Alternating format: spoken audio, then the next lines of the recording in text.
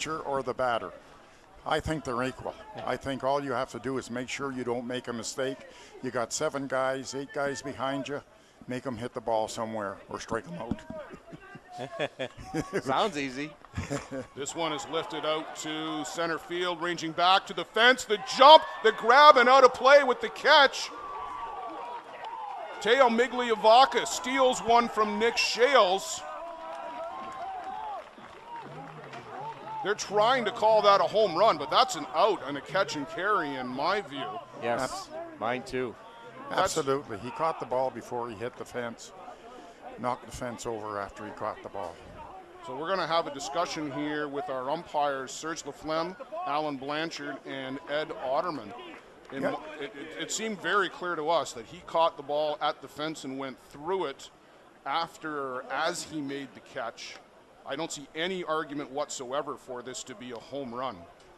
Unfortunately, that's the problem with a temporary fence. So if you had a fence that didn't fall over, you wouldn't score a run on that. Well, the question is, did he drop the ball? Being told by a couple of observers here that he dropped the ball or may have dropped the ball out there on the fence. The question is, did anybody see it? I did not see him drop it from our vantage point, but we are 280 feet away and looking through a screen fence. So, yes, that's correct. So if he did drop the ball, then it's a question of did he drop it outside the boundary of play? And I am not an umpire, nor am I a rules expert, so I'm not sure what the possible outcome is, but it is now more likely that there is an argument for a home run, so I will retract that earlier statement given the fact that if he did drop the ball. I think it would be hard for even the umpire to see because he's not right out there. He's only going out part way. He's running out. He's in motion. That may have been hard to see indeed. We've got 17, 18 ball players, a couple of coaches. Everybody is crowded around here. You've got a great shot of the discussion going on right now. And John Hill and Larry Lynch are both in on the conversation. So I'm wondering, is it being called an out or is it a dead ball? Nick Shales hasn't budged off of first. Regardless, I think we've got a tie game because Bradley Ezekiel came all the way around and scored, and there's no mention or motion of sending him back anywhere.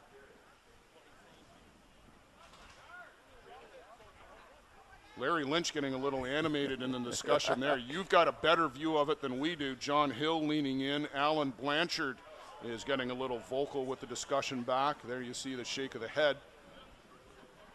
The Twins are staying out of it, which leads me to believe this call has gone in their favor. Waiting in the wings for his say is Steve Kuzer. He's at the back of your frame there. Ron Hackett is out there, and Fred McKean, rather. I would like to see this type of thing cleaned up a bit. The umpires have made a decision. They come in, explain it to the coaches. Let's play ball. That's it. Why stand out there and argue? You're not going to change the umpire's mind. So why keep arguing? Just say, this is what we've come to. Let's play ball. So Shales is staying on first, which leads me to believe that it's been called a single and then a dead ball out of play, which I don't know. I'm making that one up. I'm not sure what the ruling is. Now Ryan Boland is going to have a further discussion with Serge Laflemme, the third base umpire. It's the dead ball out there somewhere because it's beyond the boundary of the fence, perhaps. That's the only thing I can think of. Shales.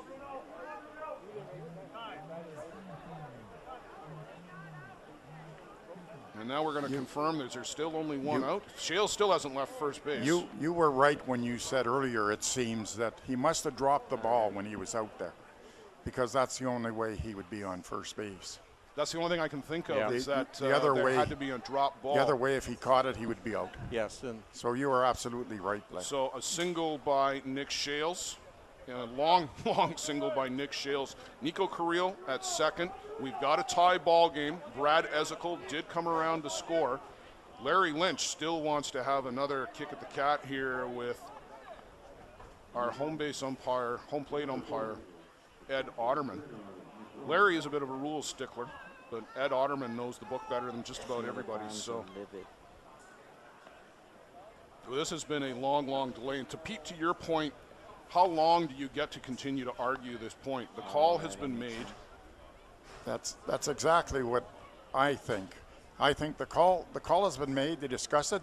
The coaches were there. They heard the discussion. Explain it to the coaches what you've decided, and let's play ball. If they want to continue to argue, throw them out of the game. Let's keep these things moving. So Bruno Matroni, after this lengthy delay, will step in. Hill United have tied the ball game